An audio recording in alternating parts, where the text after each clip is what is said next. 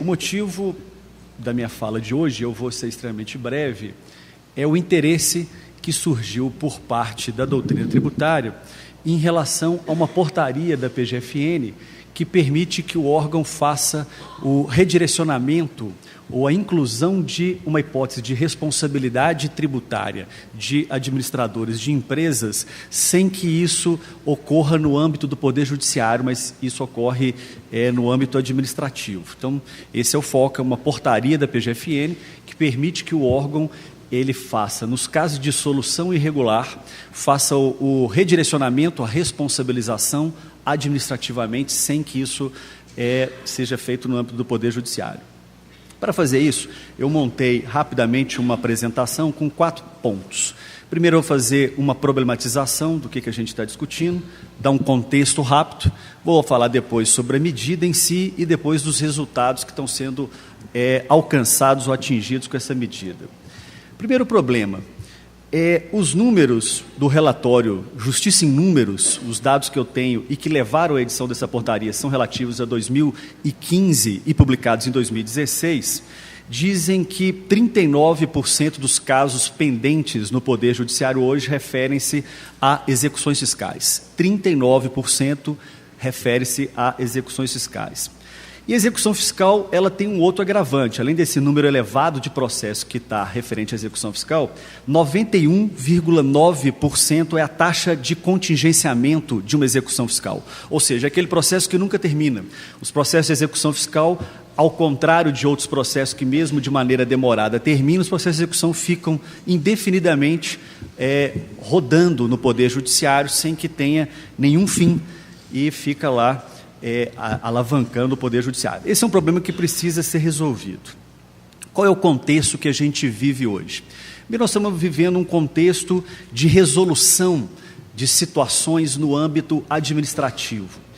Vocês que militam na área tributária sabem que praticamente todas as universidades e todos os centros de pesquisa hoje no país estão o tempo inteiro trabalhando a respeito de arbitragem tributária. A Fundação Getúlio Vargas, por exemplo, a Tatiana Psitelli, todos estão muito focados em uma tentativa de arbitragem tributária. Eu estive em outubro do ano passado acompanhando a ministra Grace, advogada-geral da União, em Portugal, para a gente treinar sobre arbitragem. No mês passado, a adjuntoria da PGFN também esteve lá. No início do ano passado, esteve lá o procurador-geral Fabrício da Soler, com Heleno Torres, com árbitros tributários, ou seja, a arbitragem está na pauta.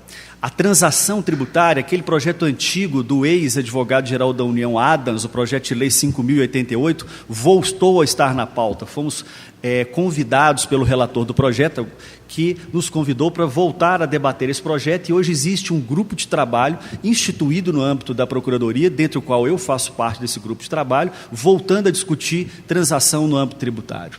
Então, nesse contexto todo, é preciso enxergar que o Poder Judiciário, com todos os méritos e as vantagens que tem, muitas vezes não dá conta das demandas ou das complexidades ou da especialidade do direito tributário, e nós temos que caminhar, sim, em resolução de conflitos no âmbito administrativo. E, em 2015, surgiu um relatório do Tribunal de Contas da União, dando conta que a PGFN deveria melhorar seus instrumentos de cobrança de crédito tributário.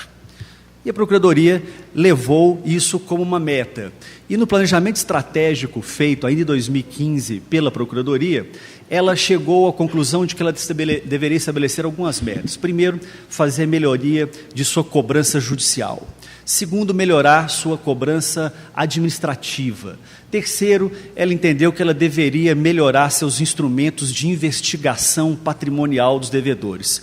E quarto, ela entendeu que ela deveria trabalhar mais mecanismos automatizados do processo de inscrição endividativa da União.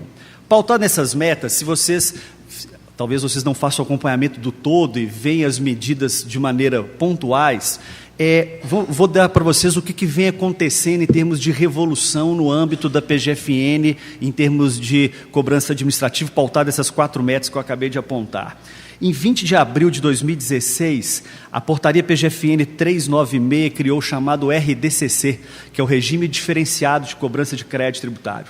Eles fazem uma diferenciação entre créditos abaixo de 15 milhões, acima de 15 milhões. Relatórios estão sendo produzidos automaticamente e enviados de Brasília para toda a unidade, com critérios de cobrança, olhando o perfil desse devedor. Em 20 de outubro de 2016, surgiu a portaria do Ministério da Fazenda, não da PGFN, 956, que criou um grupo de trabalho para a gente discutir um rating do crédito da dívida ativa da União. Participaram desse grupo de trabalho, além da PGFN, a Receita Federal, participou a Secretaria do Tesouro Nacional e a SPOA. E foi definido um rating através, já em 15 de setembro de 2017, a portaria 293 estabeleceu os critérios do rating. O rating, para vocês terem uma dimensão, ele trabalha o devedor de uma maneira bidimensional. Então, a gente faz uma análise, primeiro, com relação à garantia, ou seja, existência e suficiência da garantia do crédito tributário, e uma análise do mesmo devedor com relação à sua análise patrimonial. O cruzamento desses dados faz com que a gente classifique esses devedores em A, B, C e D, conforme esse devedor seja classificado em A, alguém que tem uma possibilidade de recuperação alta, B, média, C, fraca, ou D, para aqueles créditos que nós consideramos como créditos sendo irrecuperáveis. Houve um projeto piloto que rodou na Procuradoria Regional da Fazenda, da 3ª e da 5ª região, São Paulo e Recife. Foram selecionados 50 mil contribuintes, 50 mil maiores contribuintes. E a gente percebeu que esses 50 mil maiores contribuintes, do estoque de 1,9 tri, eles correspondem a R$1 trilhão.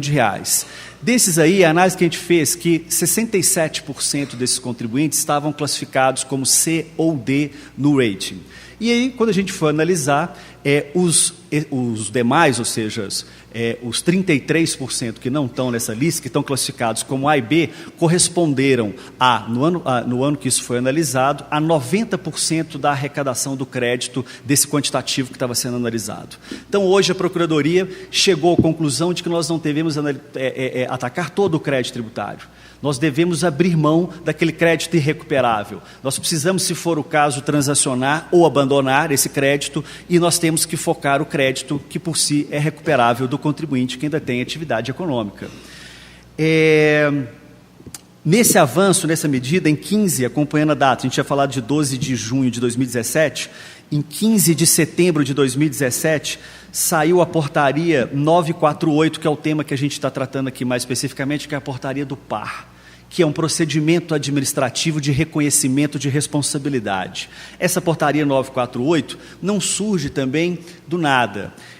Eu, ainda em Brasília, no dia 1º de fevereiro de 2016, recebi uma consulta interna por parte da Coordenação de Dívida Ativa a respeito da possibilidade de se fazer esse reconhecimento de maneira administrativa. E no dia 28 de março de 2017, foi publicado o parecer número 7 de 2017, público, está no site da PGFN, em que a gente elenca todas as razões jurídicas pelas quais a gente entende que é possível esse reconhecimento administrativo de responsabilidade de devedores por parte da União. Em 28 de novembro de 2017, houve o fim da vigência da MP 793, que é aquela que criou o PRR, o Parcelamento de Regularização do Rural. Na mesma data, houve o envio do projeto de lei 9206. Nesse projeto de lei 9206, automaticamente ele foi encaminhado pela bancada ruralista, nele já estavam presentes os artigos 20B, 20C, 20D e 20E, propostas de alteração da lei 10.522, e neles estavam todas as previsões que a gente já estava trabalhando há alguns anos, há 2 anos no ano da PGFN, e que hoje a gente vê, e a gente tem hoje uma discussão maior em torno da portaria 33, que também vai ser objeto aqui, mas são questões que fazem parte de um conjunto de ações da Procuradoria e que não podem ser olhadas de maneira isolada. Isso termina com, em 20 de janeiro de 2018, a aprovação da Lei 13.606, que é a que dá base legal para todas essas iniciativas, e em 8 de fevereiro de 2018 vem a portaria 33. E aí, se vocês prestarem atenção, a portaria 33, no seu artigo 33, ela menciona exatamente, ela fala sobre o ajuizamento seletivo de execuções fiscais. Então, hoje, a Procuradoria da Fazenda Nacional, ela está num projeto que está começando, e o que ela faz hoje é, se não houver bens, eu não ajuizo. Se eu não ajuizo porque não existem bens, eu fico com esse processo e eu faço o redirecionamento no âmbito administrativo. E aí vocês vão perguntar, mas isso é legal? Essa possibilidade é possível? Eu entendo que sim. Primeiro, eu acho que a gente tem que fazer a diferenciação desse caso com aquilo que foi decidido no RESP 1045/47/21 e está na própria súmula 392, que é a substituição do sujeito passivo da obrigação tributária. Não é disso que nós estamos tratando. Na verdade, desde o parecer CAT 55 de 2009, e que também já tinha sido julgado pelo Supremo num RE, que é o RE 562-272 do Paraná, o Supremo sempre fez a diferenciação entre o que a gente estava falando de uma relação jurídica obrigacional e de uma relação jurídica de garantia. Aqui eu não estou discutindo crédito tributário, tanto que desde essa época nunca houve nem mesmo intimação para fins de responsabilidade no âmbito do próprio CARF. Então nós não estamos discutindo o crédito tributário. Em segundo lugar, porque os tribunais, e aqui eu digo tanto o Tribunal Regional Federal da Primeira Região, quanto o Acordo Tribunal da Regional Federal da Quarta Região, quanto o próprio STJ, sempre permitiram que houvesse a equiparação daquela certidão do oficial de justiça, que diz que não localizou a empresa e que a partir disso haveria um indício, uma presunção de dissolução irregular, com outros meios probatórios. Isso ficou claro, por exemplo, o TRF há um julgado da relatora Ângela Catão, julgado de 5 de dezembro de 2014, a 7ª turma, tem um agravo instrumento do relator Eduardo Vandré, da 4ª, e existe um RESP, que é o 1527-224 de Santa Catarina, que dizem a mesma coisa. Então, não inova a Procuradoria quando ela diz que ela pode equiparar esse procedimento de identificação de situações que levam à dissolução irregular da empresa a outras situações.